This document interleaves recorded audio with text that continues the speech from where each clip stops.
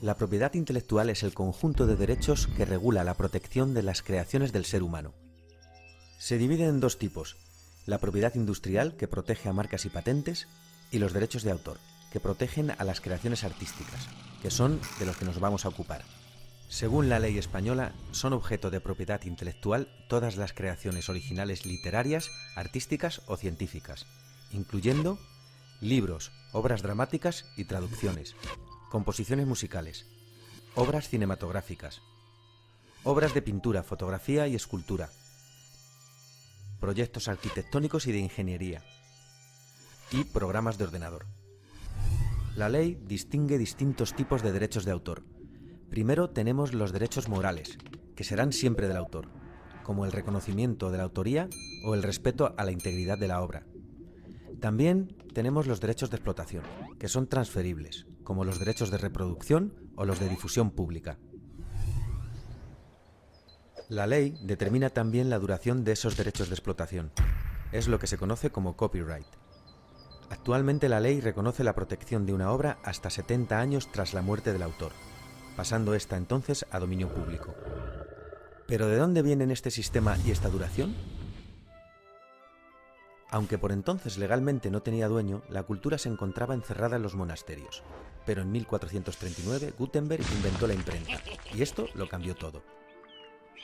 La cultura empezó a circular.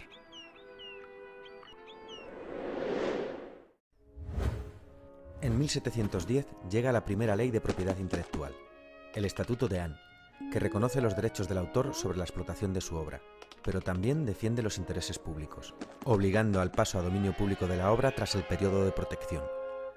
Tenía entonces una duración de 14 años, más otros posibles 14. Desde entonces, el desarrollo tecnológico ha ido posibilitando formas de copiar y difundir la cultura cada vez más rápidas y efectivas, y las duraciones del copyright han ido ampliándose sin cesar. 1710, 28 años. 1831, 42 años. 1909, 56 años. 1976, la vida del autor, más 50 años. Y llegamos a 1998. En este año vimos la última gran extensión del copyright, pasando este a una duración de la vida del autor más 70 años. Esta última extensión se produjo casualmente justo cuando un conocido ratón estadounidense iba a pasar a dominio público, y con él los cientos o miles de millones de dólares generados por su imagen.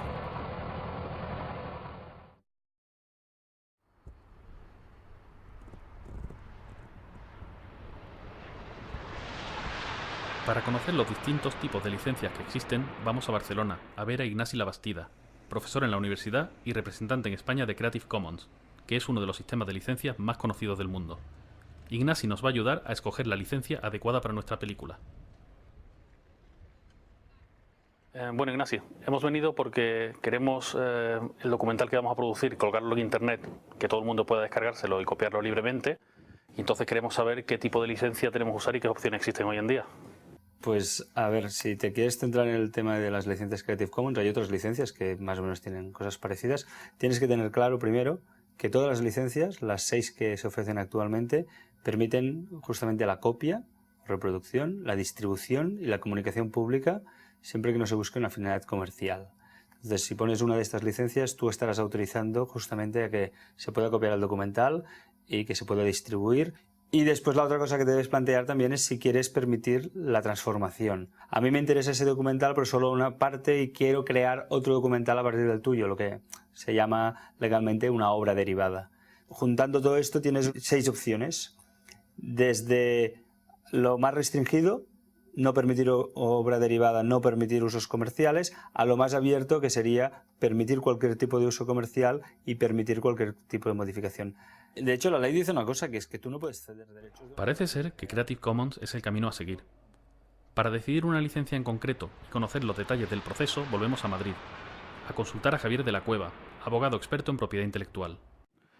Pues Javier, venimos de ver a Ignasi Labastida, de Creative Commons España, que nos está explicando los tipos de licencias alternativas que hay. Sí. Porque nosotros tenemos la intención de... ¿Qué le llamamos alternativas? Es verdad, tienes razón. Pues otro tipo de licencias menos usuales, quizás, Sí. que el copyright. Y nosotros la intención que tenemos es nuestro documental poder colgarlo en internet y que todo el mundo tenga acceso a él.